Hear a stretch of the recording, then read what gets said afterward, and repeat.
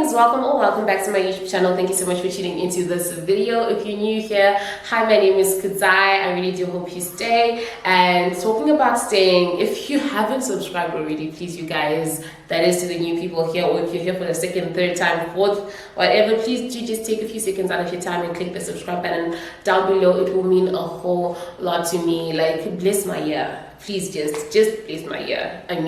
Okay, so I know by the tag in my thumbnail, most of you are like, what do you mean don't set New Year's resolutions? What do you mean don't set goals and things like that? And I am not saying don't set goals, but research actually shows that within the first 2 weeks of the year, so many people forget their vision boards, they forget the goals and the resolutions that they set for themselves for the coming year. And I'm just here to share with you guys 3 key things that I think you should really take into consideration when planning, or before you even think about planning for the coming year or for your life. Because I really want you all, and me included, to not be part of that population that forgets about their goals. I want us to reach greater and greater and greater and greater and greater heights in this coming year. So, first thing that I think you should take into consideration, or actually do before you even think about planning for your year, or do anything or setting goals for yourself, is to reflect on the past year.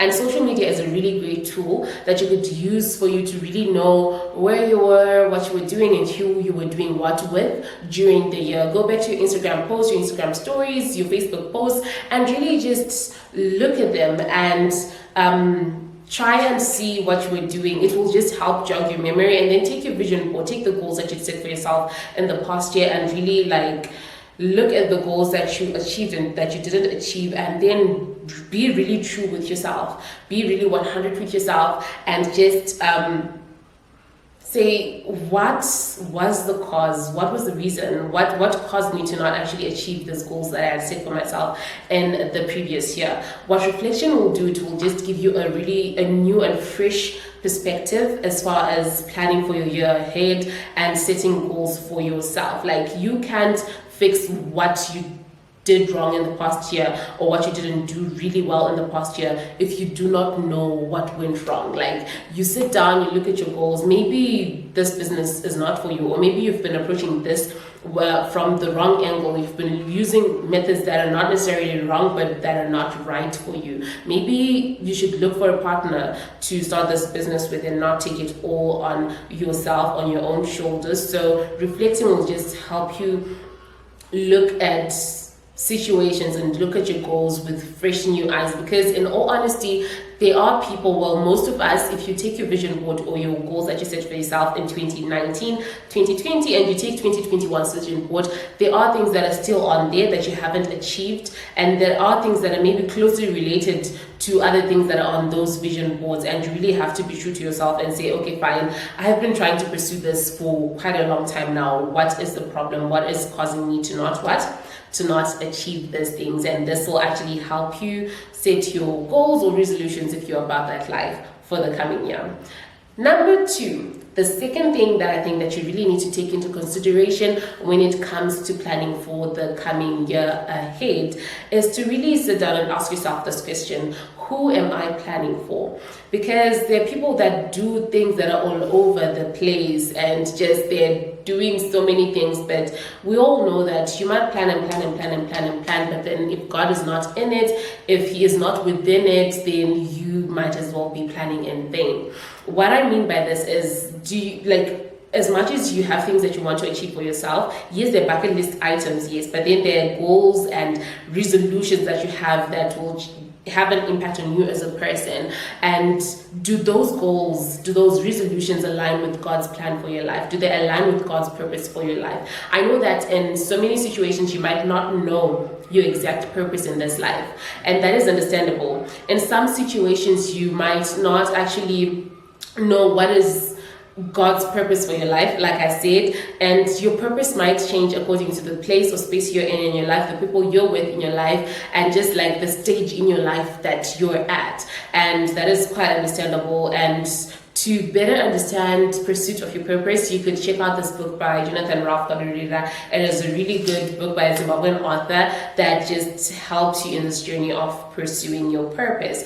So just make sure that whatever things that you resolve to do in the coming year have God in it. Like my utmost, my ultimate prayer and wish and hope for the year is for God to lead me. Like the only thing that I've written down anyway right now and taken note of within myself is God lead me. I want to be led by God. I want him to show me the direction. I want him to just, he is in control. He has the will of my life, and I want him to drive me towards my destiny, wherever that is for him. And I know that that is really hard for us to like surrender everything. And I personally think that the hardest prayer to pray is, God, may your will be done. But then in some situations, you really have to, well, in all situations, you really have to like let go and let God. And this is what I'm doing. So make sure that you ask yourself, who am I planning for? Do all those things that I'm setting for myself, those goals that I'm setting for myself, do they align with God's purpose for my life? Number three, key thing that you have to take into consideration, or that I think you should do, which led me to say, okay, don't set New Year's resolutions, don't set New Year's goals for yourself, is this: rather than setting goals for yourself, why don't you develop a habit? Rather than setting goals for yourself, why don't you rather develop a habit? The reason I say this, and the most simple example that I could give to you guys is, let's say with weight loss, when you set goals, you achieve them, and then what? What comes after that? For example, when it comes to weight loss, you can set a goal, okay, I want to lose 5 kilograms in a month. The month ends, you've lost 5 kilograms, but can you maintain that weight loss? Instead of just aiming to lose 5 kilograms in a month, why don't you like introduce simple life habits that will help you make fitness and healthy eating a lifestyle? For example, say to yourself, every morning I'm going to eat a fruit, or before every meal I'm going to first eat a fruit and a vegetable, and then I'll be open to eating whatever I want. Say I'm going to drink 2 to 3 liters of water each and every day. That is a habit that will help you be healthy. Another habit is saying to yourself, okay, I am going to give myself this rule and make this a habit that I'll only eat when I'm hungry and stop when I'm satisfied and full. And this will help you lose weight no matter what kind of diet you're on, or no matter what kind of food you're eating.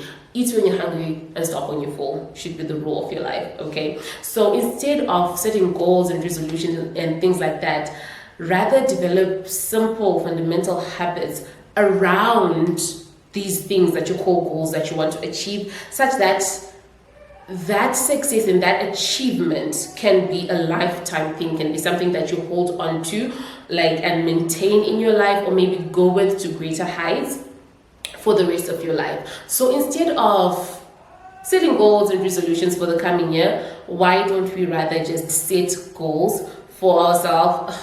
Look at me. Why don't we rather just make it a goal to introduce habits that will help us crush our goals. Make it a habit to maybe wake up at 5 a.m. every morning. I know for one that I'm a person who has to do, like, to start the day right for my day to go right.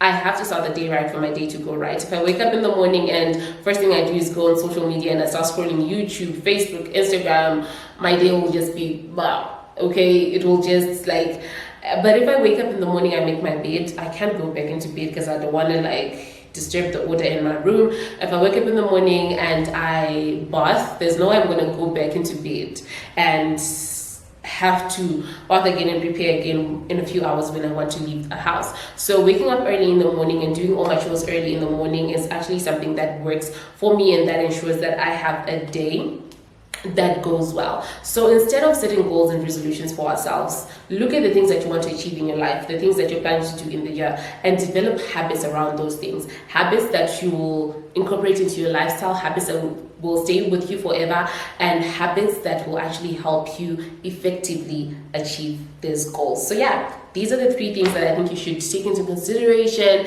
that you should actually do or think about when you're setting your goals and resolutions for the coming year, such that you're guaranteed a very successful year. I hope this was helpful to somebody. Share the video with your friends and your family and just help them come here and just get these nuggets, these pearls of wisdom. Okay, so until we meet again in my next video, stay fine, stay blessed, stay amazing.